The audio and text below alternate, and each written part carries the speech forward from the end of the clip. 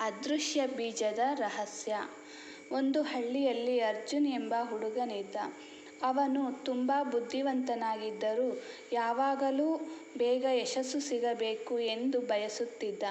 ಕಷ್ಟಪಟ್ಟು ಕೆಲಸ ಮಾಡೋದಕ್ಕಿಂತ ಶಾರ್ಟ್ಕಟ್ ಹುಡುಕುವುದು ಅವನ ಅಭ್ಯಾಸ. ಒಂದು ದಿನ ಹಳ್ಳಿಗೆ ಒಬ್ಬ ವೃದ್ಧ ಸಾಧು ಬಂದರು. ಅವರು ಹಳ್ಳಿಯ ಮಕ್ಕಳಿಗೆ ಒಂದು ವಿಚಿತ್ರ ಬೀಜವನ್ನು ಕೊಟ್ಟರು. ಆ ಬೀಜವನ್ನು ನೆಟ್ಟು ಪ್ರತಿದಿನ ನೀರು ಹಾಕಿ. ಆದರೆ ಇದರ ವಿಶೇಷತೆ ಏನೆಂದರೆ ಇದು ನೆಟ್ಟವನ ಒಳ್ಳೆಯ ಗುಣಗಳ ಮೇಲೆ ಮಾತ್ರ ಬೆಳೆಯುತ್ತದೆ ಎಂದು ಸಾಧು ಹೇಳಿದರು.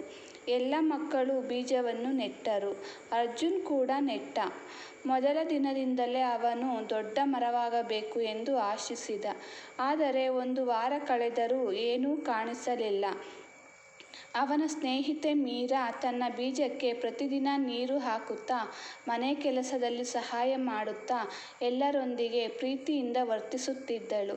ಕೆಲ ದಿನಗಳ ನಂತರ ಅವಳ ಕುಂಡದಲ್ಲಿ ಚಿಕ್ಕ ಮೊಳಕೆ ಕಾಣಿಸಿತು. ಅರ್ಜುನ್ ಆಶ್ಚರ್ಯಪಟ್ಟ. ನಾನು ಕೂಡ ನೀರು ಹಾಕುತ್ತಿದ್ದೇನೆ, ನನ್ನ ಬೀಜ ಏಕೆ ಬೆಳೆಯುತ್ತಿಲ್ಲ ಎಂದು ಯೋಚಿಸಿದ. ಅವನು ಸಾಧುವಿನ ಬಳಿ ಹೋಗಿ ಕೇಳಿದ. ಸಾಧು ನಗುತ್ತಾ ಹೇಳಿದರು, ನೀರು ಹಾಕುವುದು ಮಾತ್ರ ಸಾಕಾಗುವುದಿಲ್ಲ. ಈ ಬೀಜ ಒಳ್ಳೆಯ ಗುಣಗಳಿಂದ ಬೆಳೆಯುತ್ತದೆ. ನೀನು ಇತ್ತೀಚೆಗೆ ಏನು ಮಾಡಿದ್ದೀಯಾ? ಅರ್ಜುನ್ ನೆನಪಿಸಿಕೊಂಡ. ಅವನು ಸ್ನೇಹಿತನಿಗೆ ಸುಳ್ಳು ಹೇಳಿದ್ದ, ಮನೆಯ ಕೆಲಸ ತಪ್ಪಿಸಿದ್ದ ಮತ್ತು ಇತರರ ಯಶಸ್ಸಿಗೆ ಅಸೂಯೆ ಪಟ್ಟಿದ್ದ. ಆ ದಿನದಿಂದ ಅವನು ಬದಲಾಗಲು ಆರಂಭಿಸಿದ.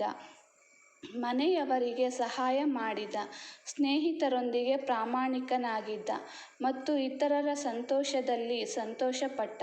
ತಿಂಗಳುಗಳು ಕಳೆದವು. ಒಂದು ಬೆಳಗ್ಗೆ ಅವನ ಕುಂಡದಲ್ಲಿ ಚಿಕ್ಕ ಮೊಳಕೆ ಕಾಣಿಸಿತು. ನಿಧಾನವಾಗಿ ಅದು ಸುಂದರವಾದ ಗಿಡವಾಗಿ ಬೆಳೆದಿತ್ತು.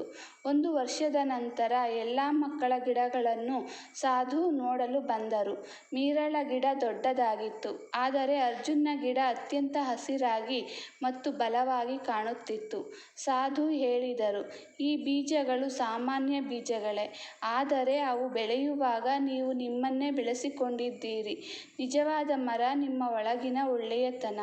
ಅರ್ಜುನ್ ಆಗ ಅರಿತುಕೊಂಡನು, ಯಶಸ್ಸು ಒಂದು ದಿನದಲ್ಲಿ ಸಿಗುವುದಿಲ್ಲ. ಒಳ್ಳೆಯ ಗುಣಗಳು ಮತ್ತು ನಿರಂತರ ಪ್ರಯತ್ನವೇ ಜೀವನದ ದೊಡ್ಡ ಸಂಪತ್ತು.